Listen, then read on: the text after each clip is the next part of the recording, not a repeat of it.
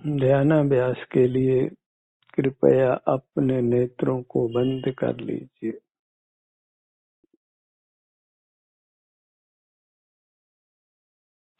इंद्रिय ज्ञान का निरोध करना ही ध्यान का अभ्यास करना है।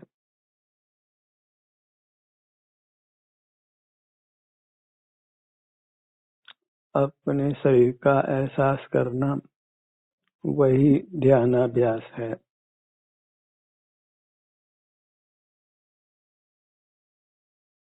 सिर से पैरों तक ये आपका स्वरूप है।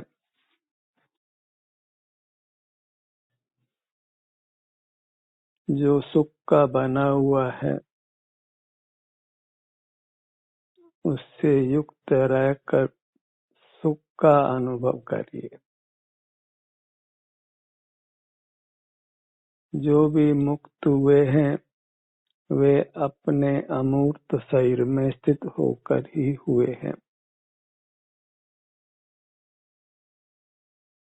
और जो अपने अमूर्त शरीर में स्थित रहने का अभ्यास करता है तो जब तक वह संसार में रहता है तब तक भी उसको सर्व अनुकूलताएं स्वयं प्राप्त होती हैं। उत्तरोत्तर बाह्य अनुकूलताएं बढ़ती है, प्रतिकूलताएं कम होती जाती हैं। इस प्रकार क्रम से ही दुखों का नाश और पूर्ण सुख की प्राप्ति होती है।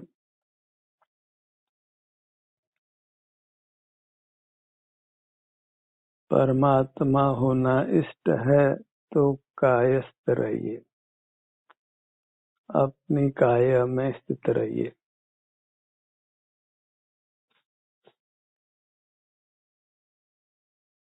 कायस्थ होना ही स्वस्थ होना है, क्यों जो काय है वही स्वद्रव्य है। कायस्थ होना और स्वस्थ होना ये एकार्थक है और स्वस्थ होना और परमात्मा होना एकार्थक है।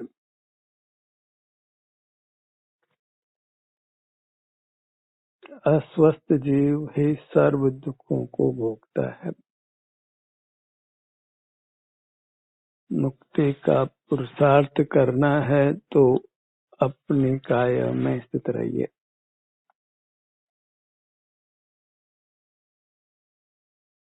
इतना सरल मुक्ति का मार्ग है। एक अपना अनुभव करते हुए रहना, अपने में ही स्थिर रहना, सावचेत रहना, सावधान रहना। सावधानी इतनी है कि हम बहिर्मुख नहीं हो, अपनी काया से च्युत नहीं हो।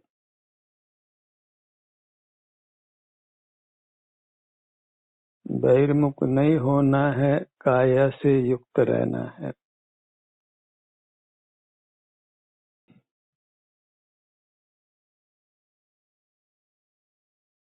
शरीर में वेदना किसी को भी इष्ट नहीं है,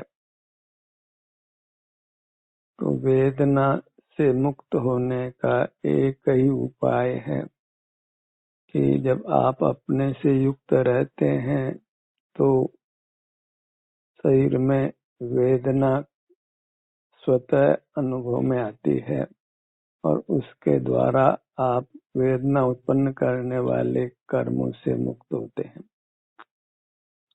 उत्तरोत्तर स्वास्थ्य आपका अच्छा होता जाता है, सुख बढ़ता जाता है।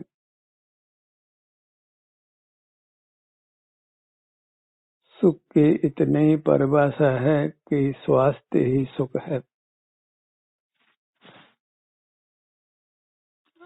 आप अपने से युक्त रहकर देखिए कि आप स्वस्थ हैं या नहीं है।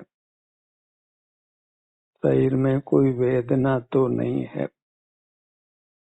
वेदना ही हमारे सुख का घात करती है। तो उस वेदना को भोग कर हमें पूरी तरह स्वस्थ हो जाना है। बहिर्मुख रहकर हम वेदना मुक्त नहीं हो सकते हैं। बहिर्मुखता के काल में भले ही वेदना का अनुभव नहीं हो, पर आप वेदना उत्पन्न करने वाला कर्म इकट्ठा करते जाते हैं और वह फिर एकत्र होकर भारी दुख के रूप में उदय आता है। असह्य पीड़ा होती है और असह्य पीड़ा भोगते हुए आप मरण को भी प्राप्त हो सकते हैं। आज असंख्य जानवरों को मारकर प्रतिदिन खाया जाता है, तो उनको कितनी पीड़ा होती होगी। कल्पना अगोचर पीड़ा उनको होती है और उसका एक ही कारण है कि जीव अपनी काया से युक्त नहीं रहता है। और हम अपनी काया से युक्त नहीं रहते हैं तो हम कोई अपवाद नहीं है। हमको भी ऐसा प्रसंग उपस्थित होगा कि हम तड़प तड़प कर प्राण गंवाने वाले हैं।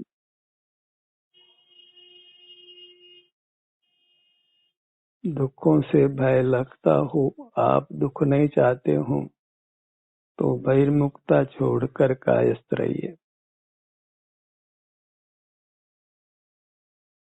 मैं दुख नहीं चाहता हूँ, सुख चाहता हूँ, इतने मात्र से दुखों से मुक्ति नहीं होती है, सुख की प्राप्ति नहीं होती है।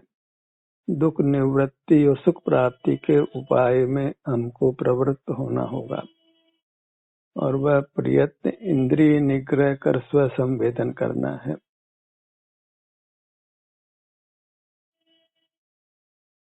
मोक्ष मार्ग का विस्तार नहीं है, इसलिए जिन्होंने भी मोक्ष मार्ग प्राप्त किया है वे बहुलता से मौन रहे हैं। इस छोटे से मार्ग को कितना कहा जाए, क्योंकि पुनरावृत्ति किसी को प्रिय नहीं होती है। इसलिए मोक्ष मार्ग जिनको प्रकट हुआ है वे मौन ही रहते हैं और जिनको प्रकट नहीं हुआ है वे ही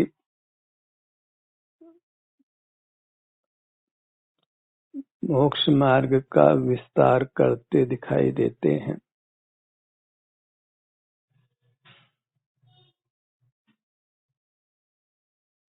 अपना अनुभव करते हुए रहिए, सिर से पैरों तक ही बने रहिए।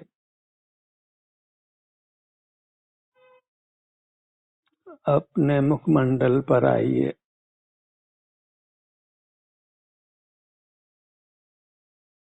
दोनों नेत्र, सिर का भाग। जीव ने अपने शरीर के हर भाग में वेदना को भोगा है। वेदना से मुक्त होकर हम भूल जाते हैं कि हमने शरीर के नाना अवयवों में कितनी वेदना पूर्व में भोगी है और यदि अब भी शरीर में स्थित नहीं होते हैं तो आगे भी भोगनी होगी। इसमें कुछ भी शंका करना योग्य नहीं है। नाना जीव शरीर में वेदना भोगते हुए देखे जाते हैं और उसका कारण अपने शरीर में स्थित नहीं रहना है, इंद्रिय निग्रह नहीं करना है। ललाट के भाग पर आइए,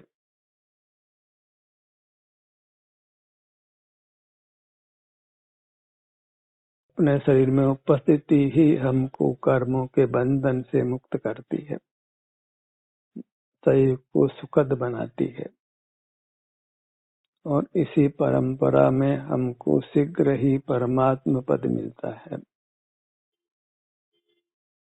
कानों के भाग पर आइए,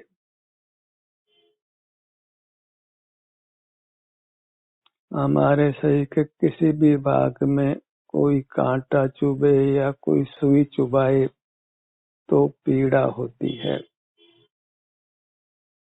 वह यह दर्शाती है कि हम अभी वेदना उत्पन्न करने वाले कर्म से मुक्त नहीं हुए हैं।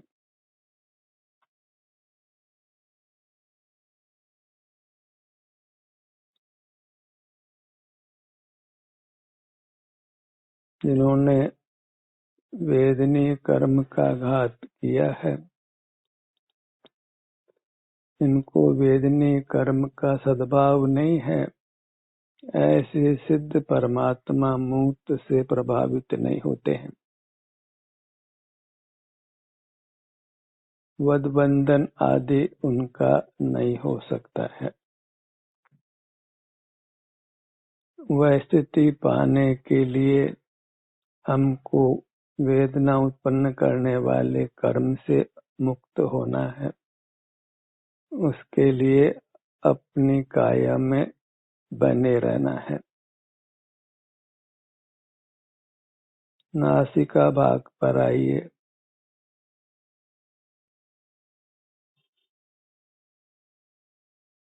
आप अंतर प्रेरणा से ही सतत अपने शरीर का संवेदन करते रहें।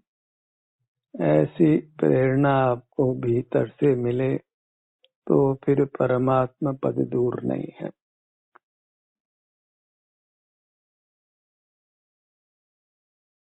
अपने काया के संवेदन के अलावा हमें अन्य कुछ नहीं करना है। कुछ बाहर का जानना नहीं है, क्योंकि बाहर के जानने में हमारी काया वेदनाग्रस्त होती है, वेदना उत्पन्न करने वाले कर्म से बनती भी है और फिर कालांतर में शरीर में वेदना उत्पन्न होती है। और वेदना का होना ही दुख का होना है।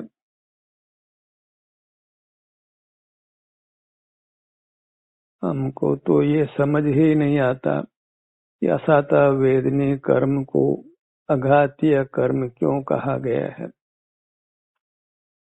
क्योंकि असाता वेदनी कर्म प्रकट ही सुख का घात करता है।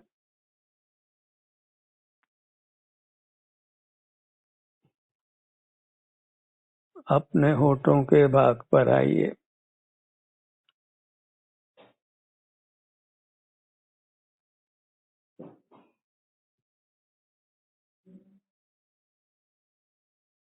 दंत पंक्ति।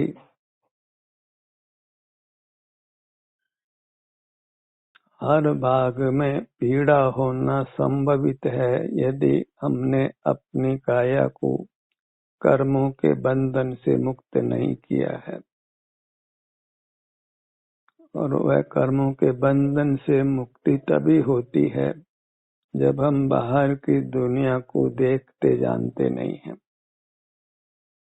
हमें खबर ही नहीं है कि बाहर की दुनिया को देखना जानना वह विषय सेवन करना है, काम भोग करना है, कुशील सेवन करना है, व्यभिचारी होना है।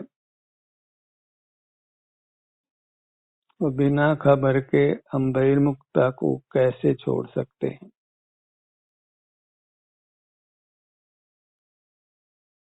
आपके उपयोग का कोई भी बाह्य पदार्थ विषय बनता है तो उससे असाता वेदनीय कर्म का बंध होता है।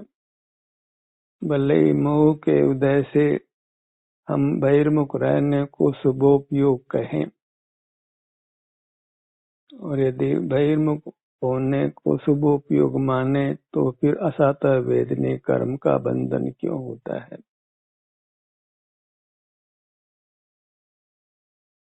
बाहर का सारा ही उपयोग अशुद्ध उपयोग है, अशुभ उपयोग है।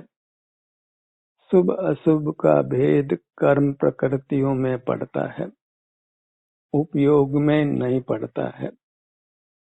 सर्व ही उपयोग को अशुद्ध जानो। कर्म प्रकृतियों में ही पाप और पुण्य का भेद पड़ता है। साता वेदने का उदय पुण्य का उदय है, असाता वेदने का उदय पाप का उदय है। स्वस्थ शरीर का होना पुण्य का उदय है, अस्वस्थ शरीर का होना पाप का उदय है। उपयोग के दो भेद नहीं है। उपयोग एक अशुद्ध उपयोग है। अशुद्ध उपयोग कहें कि अशुभ उपयोग कहें, दोनों एकार्थक हैं। हम बाह्य उपयोग कोई शुभ उपयोग अशुभ उपयोग ऐसा भेद करके फिर स्वच्छंदता से बहिर्मुख रहते हैं। शुभ उपयोग के नाम पर बहिर्मुख रहते हैं और फिर इससे संसार को ही दीर्घ करते हैं। मनुष्यायु पाना वह पुण्य कर्म का उदय है, नरकायु पाना वह पाप कर्म का उदय है। तो कर्म प्रकृतियों में तो पुण्य पाप का भेद करिए, उपयोग को तो एक पाप रूप ही जानिए, अशुद्ध ही जानिए। बस जब आप अपना अनुभव करते हैं तो जो बहिर्मुख रहने से आप पाप प्रकृतियों को बांधते हैं, वे कर्म प्रकृतियां ही पुण्य रूप हो जाती हैं। तो भेद पड़ता है कर्म प्रकृतियों में। वह भी जब आप अपने अनुभव रूप रहते हैं तो पाप प्रकृतियां पुण्य में बदलती है, और अपने अनुभव रूप रहना वह शुद्ध उपयोग नहीं है, क्योंकि अपनी मूर्त उपयोग का विषय नहीं है। अपनी मूर्त स्वसंवेदन में आती है और स्वसंवेदन को उपयोग नाम नहीं है। सुख दुख का अनुभव वह सुख गुण का परिणाम है, वह ज्ञान गुण का परिणाम नहीं है, न दर्शन गुण का परिणाम है। क्योंकि दर्शन ज्ञान का विषय अपनी मूर्त नहीं है। अपनी मूर्त प्रत्यक्ष स्वसंवेद्य है। सुख दुख स्वमेव अनुभव में आता है, उसको किसी उपयोग की आवश्यकता नहीं है। उपयोग एक ज्ञानोपयोग है और वह अशुद्ध उपयोग है। ऐसा यदि आप निर्धार करते हैं तो फिर बहिर्मुखता को छोड़ना सुगम हो जाता है। फिर आप बहिर्मुखता में भेद नहीं करते हैं। जहाँ बहिर्मुखता में शुभ अशुभ का भेद करते हैं, पाप पुण्य का भेद करते हैं, तो फिर आप स्वतंत्रता से बहिर्मुख रहते हैं और उससे आप अपना महान अहित करते हैं। उपयोग से आत्मा जानने में आता है, ऐसा यदि आप मानते हैं तो फिर आप उपयोग का निग्रह नहीं कर सकते। जिस उपयोग से संसार होता है, उस उपयोग से मोक्ष मार्ग नहीं हो सकता है, मोक्ष नहीं हो सकता है। दो विरोधी कार्यों को एक भाव नहीं करता है। उपयोग से संसार भी हो, उपयोग से मोक्ष भी हो, ये कहने में तो सुगम है पर प्रयोग में मिथ्या है, क्योंकि उपयोग से मूर्त पदार्थ ही जानने में आते हैं। अपनी मूर्त स्वसंवेद्य है, प्रत्यक्ष अनुभव गम्य है। वह मूर्त के नाम पर अपने मूर्त का सुख दुख ही संवेदन में आता है। उसी से हमको अपनी मूर्त की प्रतीति होती है, कोई अपनी मूर्त ज्ञान में नहीं आती है, न उसका दर्शन होता है। कारण कि दर्शनोपयोग नाम का कोई परिणाम नहीं है। दर्शनावरण कर्म से हम अपना संवेदन नहीं कर पाते हैं। दर्शनावरण कर्म का यदि क्षोभम हो तो हम अपना संवेदन कर सकते हैं। दर्शनावरण कर्म हमारे अनुभव को रोकता है। अनुभव के लिए दर्शनावरण कर्म का क्षोभम चाहिए, और वह क्षोभम सब जीवों को होता है, क्योंकि निरंतर जीव निद्रा में नहीं रहता है। जागृत होता है, देर से होता है, पर होता है। किसी को कम निद्रा है, किसी को अधिक निद्रा है, और निद्रा के अभाव में जीव को स्वसंवेदन करने की सामर्थ्य प्राप्त होती है। शरीर में वेदना हो तो उसका अनुभव होता है, वेदना मिट जाती है तो उसका अनुभव होता है। वहाँ उपयोग का कुछ व्यवसाय नहीं है। उपयोग का व्यवसाय बाहर की दुनिया से उपयुक्त होना है, और उससे संसार पनपता है। इतना विशेष है कि जब हम स्वसंवेदन करते हैं तो उपयोग में मोक्ष मार्ग क्या है, संसार मार्ग क्या है, ऐसी समझ स्वमेव पैदा होती है। वह सब स्वानुभव का फल है। बहिर्मुख रहने से कभी मोक्ष मार्ग नहीं होता है, न मोक्ष मार्ग की समझ होती है। मोक्ष मार्ग की समझ स्वानुभव के फल में ही होती है। स्वानुभव पहले है और मोक्ष मार्ग की समझ उसका फल है, और स्वानुभव को किसी उपयोग की आवश्यकता नहीं है। निद्रा मिटने पर शरीर के सुख दुख का अनुभव बाल गोपाल सब जीवों को होता है, पर जीव बहुधा बहिर्मुख रहकर अपने संसार को बढ़ाता है। जो कुछ सुख देखा जाता है वह इसलिए कि बाल गोपाल सबको अपने शरीर में सुख दुख का संवेदन होता है।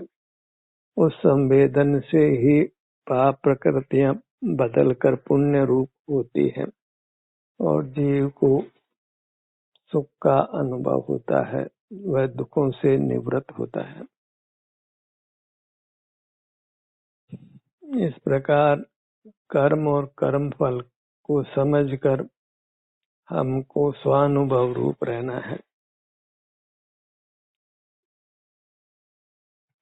समझ उतने ही प्रयोजनभूत है जो स्वानुभव से होती है। अन्य समझ का, अन्य ज्ञान का कोई लाभ नहीं है। तो हमें स्वानुभव ही करते हुए रहना है, ज्ञान का निरोध करते हुए रहना है।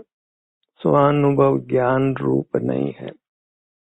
शारीरिक सुख दुख का अनुभव सुख गुण का परिणाम है, वहाँ ज्ञान का कोई काम नहीं है। ज्ञान का काम बहिर्मुख रहने मात्र है।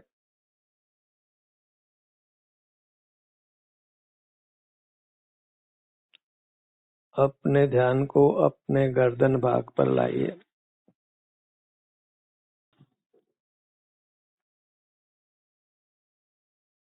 अपने धड़ भाग को अनुभव में लीजिए।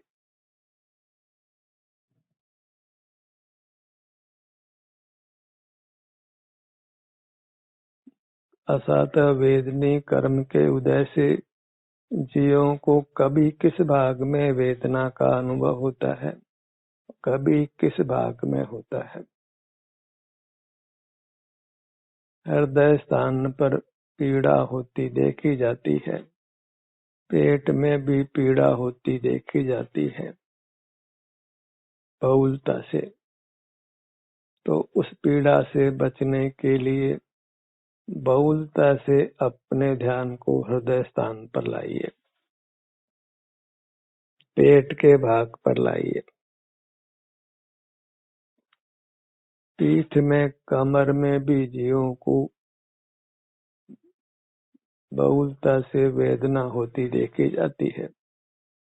तो पीठ के भाग को, कमर के भाग को बहुलता से अनुभव में लीजिए।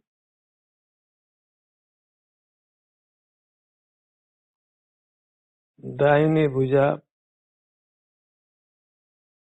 बाईं भुजा, किसी भी भाग में यदि फ्रैक्चर होता है तो भारी पीड़ा होती है।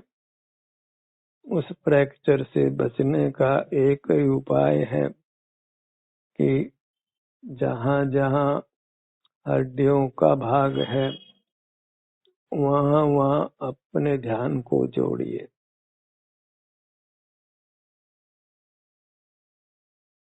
शरीर में काफी हड्डियां हैं क्योंकि हमारा संस्थान उस पर आश्रित है।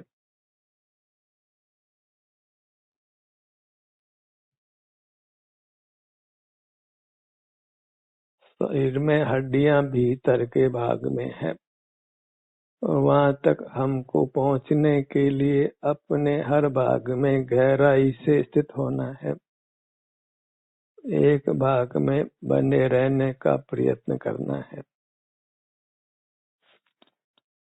दाहिना पैर घुटनों का भाग, किसी भी भाग में वेदना हो सकती है जिसकी हमको कल्पना भी नहीं है। हर भाग हमको असह्य पीड़ा का अनुभव करा सकता है, इसलिए हम किसी भी भाग की उपेक्षा नहीं कर सकते। हर भाग से हमको युक्त होना है, क्रम से उपयुक्त हो, क्योंकि एक साथ तो पूरी मूर्त का संवेदन हम नहीं कर सकते। अंतर यात्रा करना है, हर भाग को अनुभव में लेने का प्रयत्न करना है। अंतर विचरण करते हुए ही हम अपनी पूरी मूर्त को अनुभव में ले सकते हैं। दोनों पगतलियां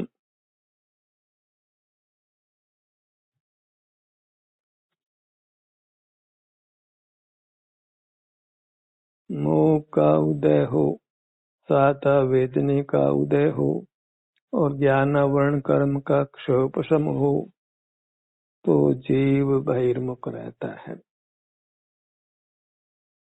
और अपने संसार को दीर्घ करता है। इन तीनों ही परिस्थितियों में हमको सावधान रहना है। मोह के उदय से बचने के लिए अपने सन्मुख रहना है। साता वेदनी के उदय में हम बहिर्मुख होते हैं तो साता वेदनी के उदय के समय अंतर्मुख रहना है। ज्ञानावरण कर्म के क्षोपशम से ज्ञान होता है, विचार शक्ति उत्पन्न होती है, स्मृति बलवान होती है, तो हमें सावधान होकर इनको उपयोग में नहीं लेना है, तभी हम अंतर्मुख रह सकते हैं। बहिर्मुख होने से अपने आप को बचा सकते हैं। अपनी पूरी मूर्त के प्रति भक्ति का भाव लाइए। उसका कारण यह है कि यह मूर्त परमात्मा रूप है। बहिर्मुख रहकर ही हमको यह खबर नहीं होती है कि हमारी मूर्त परमात्मा रूप है। वह मूर्त पशु की हो कि पक्षी की हो कि स्त्री की हो कि पुरुष की हो, वह मूर्त सबकी परमात्मा रूप है। उसका लक्ष्य कर जीव परमात्मा होता है। ध्यान का सत्र यहीं समाप्त होता है।